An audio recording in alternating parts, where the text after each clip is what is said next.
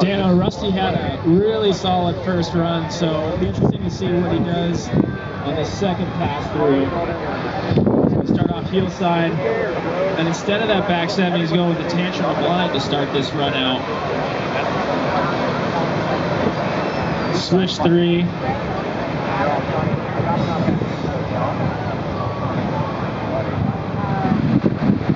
Roll to blind right there, which he finished his first run off with. So definitely mixing things up a bit here on his second run. Just a toe back one. It looks like Rusty might be satisfied with that first pass, and he's just getting out there and getting comfortable on that wake and making sure that he's ready for hopefully the next round. All right, guys, Bone Crusher Rusty Malinowski, co-owner of Claremont CrossFit, along with his best friend Kyle Rattray, another Nautique team rider. And the Claremont CrossFit crew is in the house, scattered all over the site, here to celebrate and support one of the head coaches over there, Rusty Malinowski.